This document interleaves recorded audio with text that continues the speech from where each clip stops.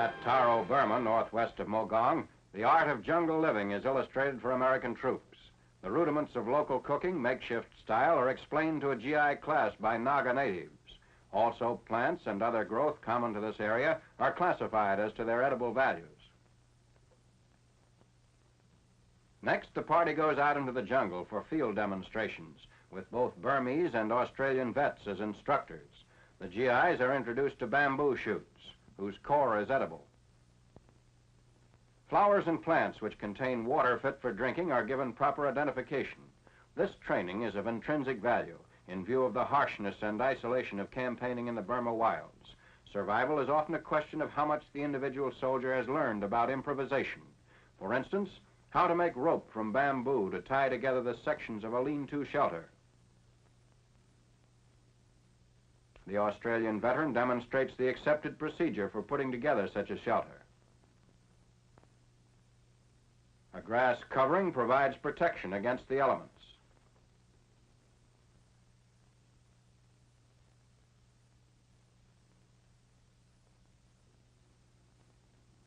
In addition to its employment for shelters of this type, bamboo also comes in mighty handy when an emergency raft must be constructed.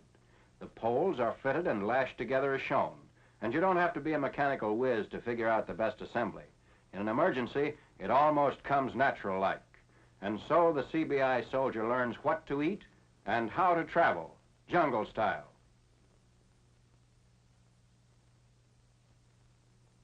Wherever similar conditions prevail, the procedure's about the same. A pilot on Guadalcanal puts the machete to one of its countless uses as he shows how cooking and drinking vessels can be made from bamboo.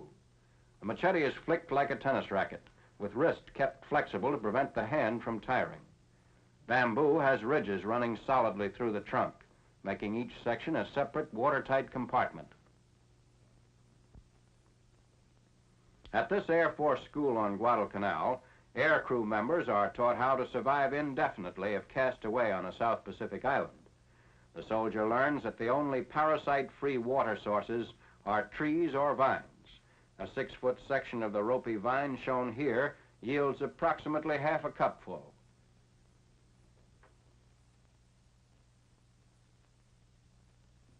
He saves some of the water for cooking purposes.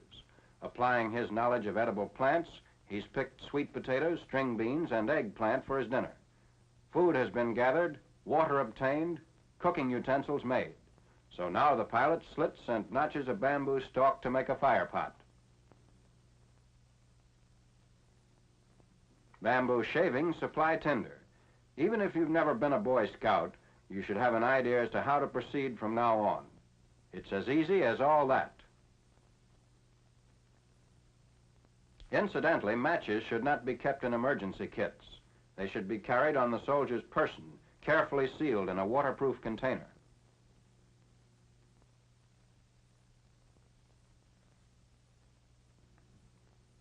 Jungle cooking has one cardinal rule. If you're not sure, boil it.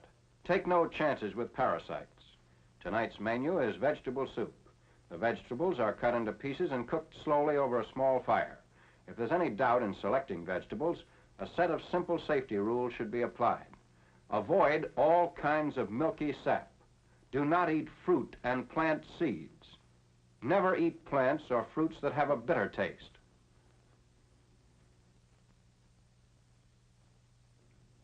To get ready for bed, the pilot collects palm fronds from which to weave a dry sleeping mat. Why sleep on the damp sand? A simple in and out basket weave is used. Hats and other useful aids can be made in the same manner. While awaiting rescue, relax. Make the most of what's at hand. Keep all clothing, no matter how hot it is. Get water even before food.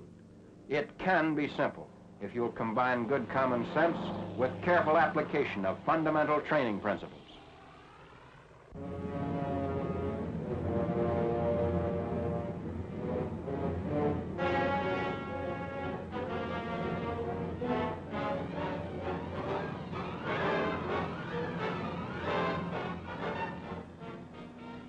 Late November on the Aachen front. The American 9th and 1st Armies were driving on Ruhr River objectives approximately 3 weeks before the surprise German counteroffensive. Below are trenches dug by the Nazis as part of the area's elaborate defensive system. The enemy manned these fortifications with small arms and machine guns, and according to observers, when we laid down a barrage, he retired to the protection of cellars in nearby villages with which many of the trenches connect.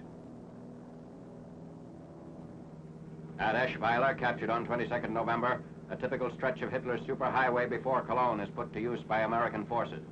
A mile or so east of Eschweiler, the town of Eisweiler has been captured on the 26th. A bridge connecting with the superhighway is rushed to completion by combat engineers.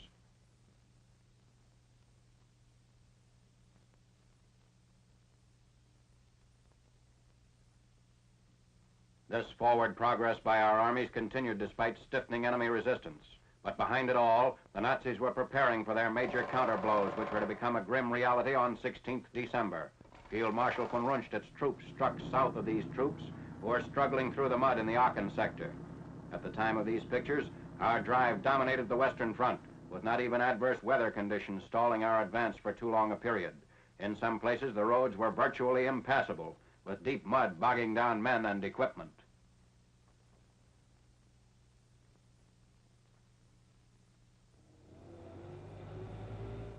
A frontline salvage operation. Jeep rescues Jeep.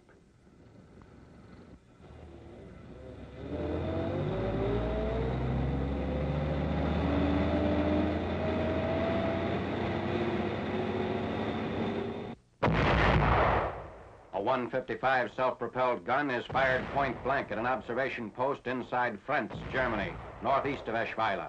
Range, 2,000 yards.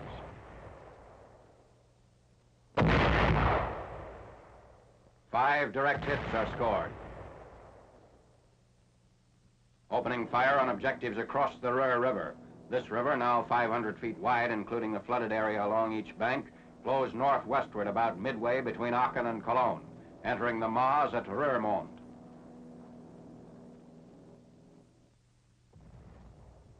WP shells explode on the east bank of the Ruhr. Fire is directed from an OP just south of Jülich.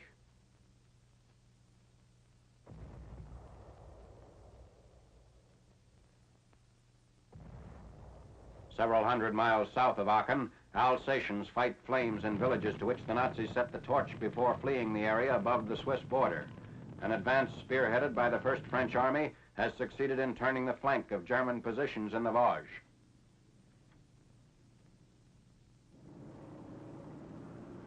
The breakthrough brings elements of the 6th Army Group to Mulhouse and the west bank of the Rhine. Additional films of the Mulhouse siege show final skirmishes leading up to the city's liberation. The civilian population of 10,000 has taken shelter in the cellars of houses and factories.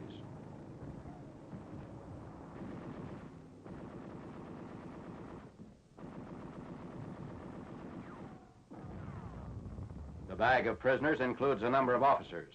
Part of the staff of the German 19th Army were taken prisoner at Mulhouse. Alsatian patriots parade into the freed city. During the German occupation, they were subjected to forced labor. While Mulhouse is being reduced, Saarburg at the north end of the sector falls to 7th Army units. The swiftness of the advance by General Patch's troops forces the enemy to abandon many weapons. Due east of Saarburg lies Sabern, which is captured on 22nd November. On the following day, Strasbourg is reached. At Saint-Die, important highway terminus below Strasbourg, roadblocks were built by the Germans to stem the Vosges offensive. An abandoned 77mm howitzer overlooks the only roadway leading to the summit. 81mm mortars apparently rushed into position as the Americans approached. Captured Russian machine guns, approximately caliber 30. The Nazis also used captured Russian ammo. In addition to the gun emplacements, the Nazi defenses included a system of trenches, the construction of which was interrupted by the entry of our troops. Additional evidence of enemy precautions before the Rhine plain at Imling in the Saarburg sector. Camouflaged 20.3 centimeter guns.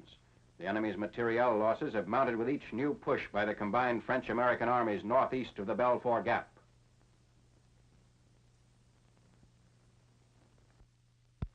Here, a wooden framework and haystack were used to conceal the 20.3 centimeter weapon. At Strasbourg on 26 November, a total of approximately 10,000 prisoners are ready to be moved to the rear.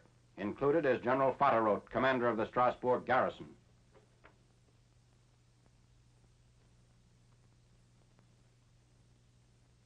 The officers and men will be transported southwest to Epinal, from whence they will be sent to Allied internment camps.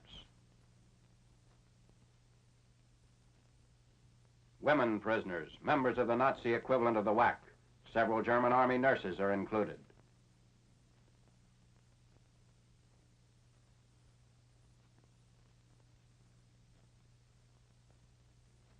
At Epinal, on the way to the rear, just prior to the December German offensive, the total number of prisoners taken since D-Day was 750,000. The enemy's estimated total casualties, including killed and long-term wounded, not less than 1,250,000.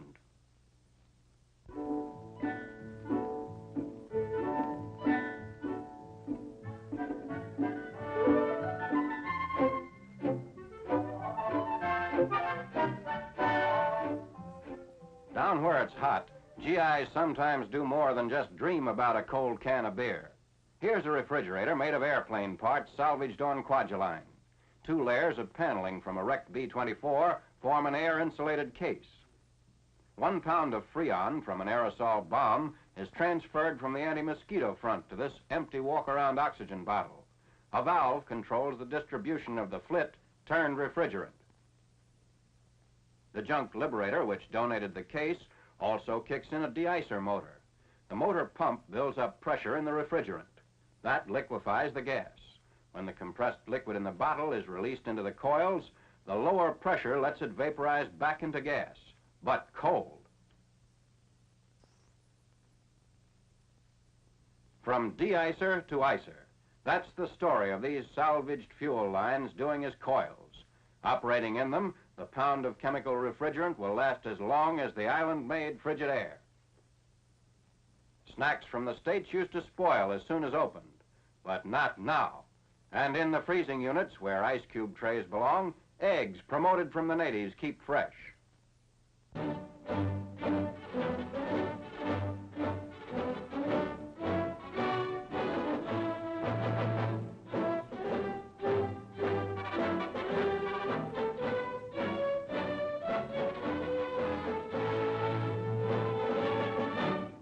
Mid-November on Leyte, elements of the 24th Infantry Division, Major General Frederick Irving commanding, advanced toward mountain positions dominating the Ormoc Road.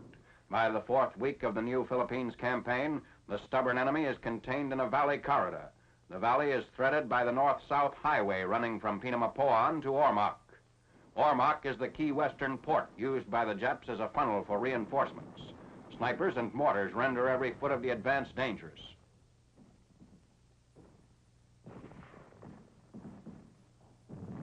An American news photographer is fatally hit by a Jap sniper.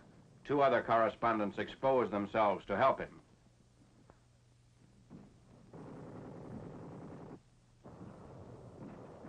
Wounded are brought out as the 24th, operating in conjunction with the 1st Cavalry Division, dismounted, closes in on Mount Cataraban, or Breakneck Ridge. By 22nd December, headquarters of General Douglas MacArthur is able to announce that pincers from north and south have doomed the few Japs still holding out in the corridor.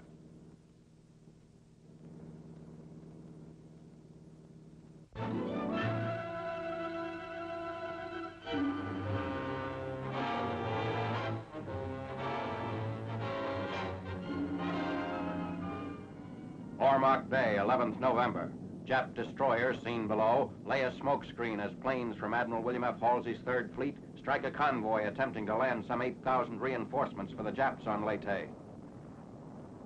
Hell divers pound 3 large and 1 medium transports, 5 destroyers and 1 destroyer escort. A pattern of near misses. The Jap convoy, with most of the 8,000 troops, is sent to the bottom of Ormoc Bay. Cost to the 3rd Fleet, 10 planes.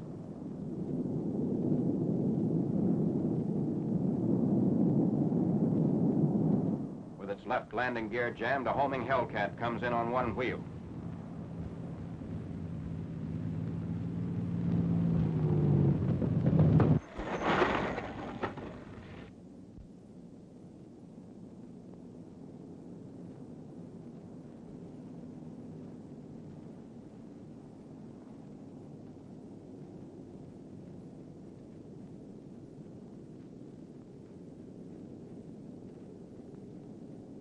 The pilot is able to walk away.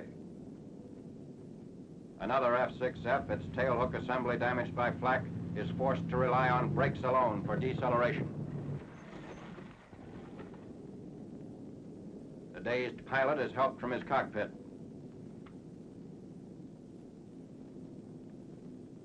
Rear Admiral Frederick C. Sherman's task group steamed for a strike at Luzon on 13th November in one of a series of blows at the heart of General Tomoyuki Yamashita's defenses. Over Manila, heavy flak greets attacking Avengers and Helldivers. Manila Bay's dock area in flames. Airfields and other installations on Luzon also undergo dive bombing. Carrier planes strike again at Manila harbor facilities. The tally, one light cruiser of the Notori class, badly damaged. 2 destroyers exploded. 11 cargo vessels and tankers, sunk or damaged. At nearby Cavite, Avengers score 4 torpedo hits on the floating dry dock. Many bomb hits are also made on yard facilities. 18 of 20 Jap interceptors are shot down.